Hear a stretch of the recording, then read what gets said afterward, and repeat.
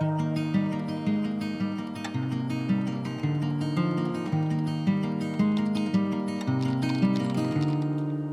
we've just walked down the high street of Gullane, and we're obviously very early, so it's quite quiet, and maybe it'll be a bit more of a buzz in the afternoon round that we play, but it all plays a big part in it because there's a starter, you're teeing off right on the high street, right in the village of golf. You really want to get a really good drive away. We're cheating a little bit because we're up extremely early, filming 48 hours, so there'll be no starter or anything today, no crowd watching. Maybe there will on the afternoon round, but for now, it's just a nice, beautiful morning for golf. As usual with these 48 hours, we're waiting on my coffee.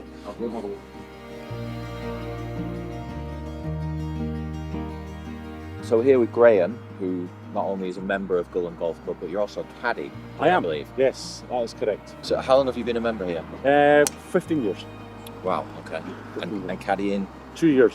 2 years, but I've had 40 years working in an office. This is now my new office this year, so really enjoy it. So it's not a bad office, really, is it? It's a fantastic office. Absolutely fantastic.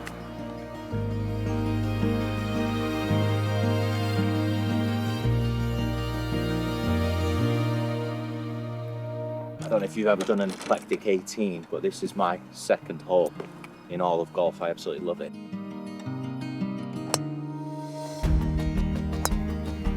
The reason I love this hole so much is, like, look at this extremely narrow green that you've played, and then you get up to the top of this hill and you get to look back at where you've just come from, looking out into the village. It just looks like absolutely beautiful. And then like that, we're going to be over this hill and it's like the village is not even there. All the three courses right in front of you. Yeah. Right in front of you, all three courses. Absolutely phenomenal.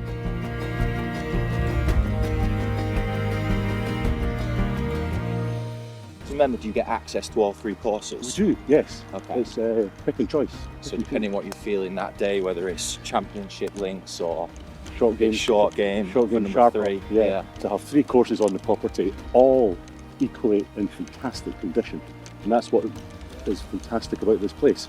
Same pace of greens, same quality of turf that you're playing off across all three. Across all three. Get to the top of of the second hole and you think, oh wow, this is incredible. Yeah. And it kind of keeps building, and now you're here and there's Muirfield. Correct. Muirfield. Renaissance over the top. Yeah. That's where the Scottish Open there. Kilspindy, Craigie Law. Correct. Number 1, number 2, number 3.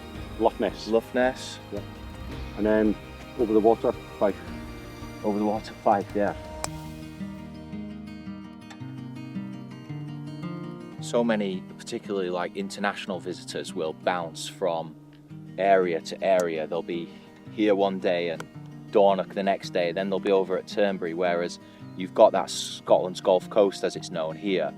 And you know, we pointed out when we were at the top, you've got, was it like 7, 8 golf courses that you can see right from here. You could just plot yourself here and have access to like world-class golf and not have to worry about kind of bouncing around everywhere.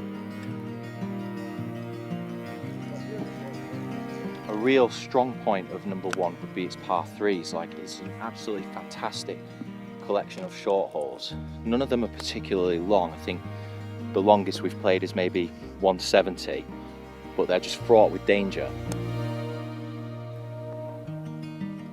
That's something that we're like blessed with here, that you could come play Gullane any day of the year, 365 days of the year, and you'd get value for money, wouldn't you? I've been here in December and it's like ultimately playable where everywhere else is not. Correct. So it is a testament to the greenkeeper, the staff here, but also the land as well. We talk about reveals in golf, and Gullane might be like the OG reveal golf course. You work your way up to the 3rd tee and then you're like, oh my god, look at this. And then we're about to do the opposite, so you go back onto the 17th tee and it's like you forgot the village was there. It's another reveal. You're like, oh my god, we're back playing into the village again, a bit like St Andrews.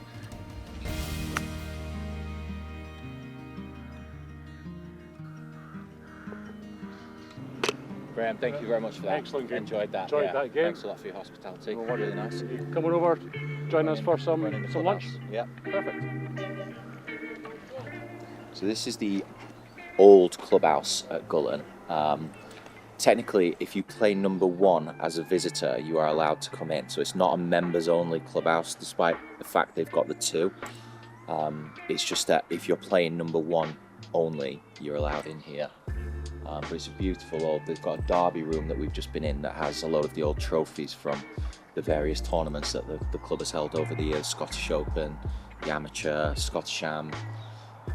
It's a really, really great place. And then you contrast that with the Links clubhouse, which we'll be in later, which is like very modern. I think it was built 2 or 3 years ago. It's a totally different vibe in there, very new, very modern, TVs on the walls. I've seen they've decorated it all for the Ryder Cup, so it's great that they've got the 2 to be able to offer visitors for a different experience. A lot of golfers, and I am definitely guilty of this, come to places like Gullane and just play number 1. So I've been here 5-6 times, but I've only played number 1. So perfect second round in a day is to go play number 3, which we're going to do right now.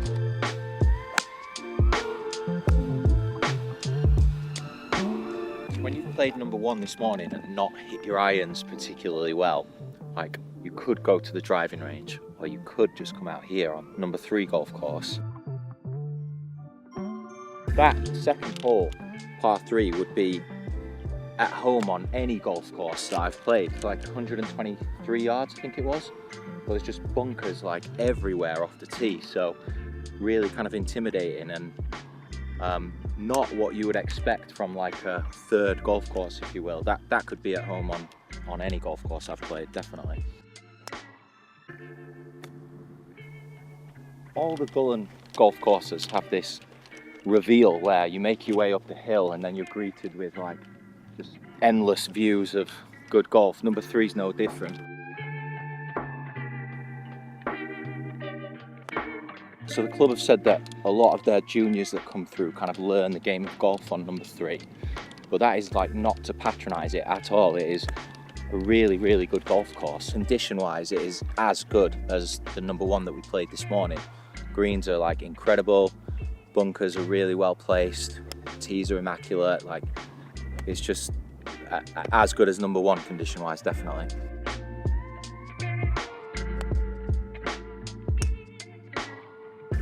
Once we've finished up here, we're going to go in the old clubhouse, which is like a staple of the village of Gullane.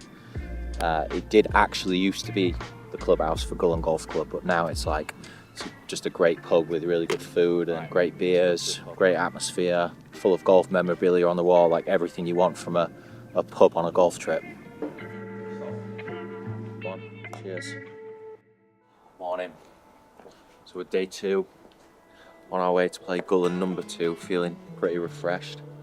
I've stayed in this very building quite a few times. You used to like get up on a bar stool and putt from the bar and chip into this little like device that you would try and roll the ball up, but the rooms were a little outdated and in need of a bit of a refresh. But these guys have done an amazing job. It's like a proper 5-star experience. We had a great meal last night, didn't we? And yeah, suitably refreshed for day 2. So we're Gullane number 2. We're playing with member Ross Duncan. First thing I want to say is we've heard that a lot of the members prefer number 2 to number 1. Why is that? What are you going to tell us about that? Yeah, I think obviously number 1 is the most famous and most renowned, but I think people enjoy number 2, possibly a bit more relaxed. It's still a very challenging golf course, albeit slightly easier than number 1, some would say. I think there's some similarities, obviously, when you get over the hill, the views, you got the same, superb vista.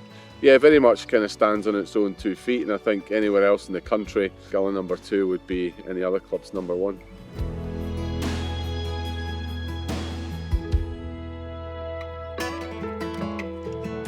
We couldn't have come here at a better time of year, really. Like, the sun is amazing, the light across the links is incredible, and again, you just see golf everywhere. It's like a golfer's heaven here.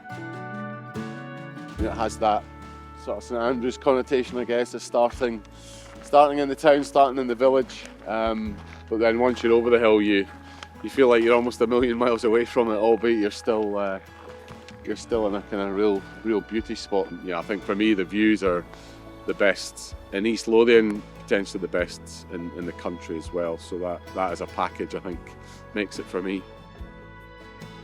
It's a lovely place to live. You're obviously only 20 miles from Edinburgh, but yeah, close-knit communities. Obviously, very influenced by golf. Everywhere you look, there's golf memorabilia, there's golf stories, golfing folklore. So it's golf is very much intertwined with the village life.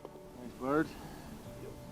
Like the history of golf in Gullane, because it's quite unique that number 2, we know Willie Park laid this out, but you don't have any idea on number 1 or number 3 as to who kind of put golf there, which is incredible. Yeah, created by God, I suppose, number 1. This obviously designed by Willie Park Jr., opened in 1898. I think having that name attached to it, designed by a former Open champion, the Champions Course, if you like, or the Champions Links, very much stands it in good stead. There's 2 clubs, there's Gullane Golf Club, Gullane Ladies Golf Club, are very much intertwined. I think Gullane Ladies Golf Club's one of the biggest female memberships in the country, if not the biggest, and a lot of good youngsters coming through with Alistair Goodney's team in the pro shop doing the coaching. So yeah, a lot of female golfers. It's a great mix to be here at the club with so many male and female golfers. Yeah, I'd say 2's probably a bit more like kind of classic links terrain. Once you've made your way over the hill, everything's a bit flatter. You don't quite have the elevation change so far like you do on number 1. So it's a bit more right in front of you. Very well bunkered. Every hole is kind of framed quite nicely. You've got to shape the ball both ways. So it's a very good test of golf.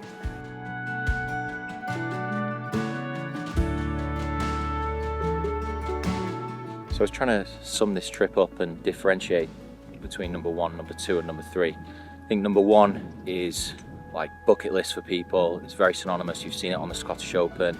You come here and it's extremely dramatic. You work your way up the hill. The second hole I think is an absolutely fantastic way of working up to then get out across the hill and to kind of the open expanse of golf holes that awaits you once you get to the top of there. It's just a really, really great test of golf.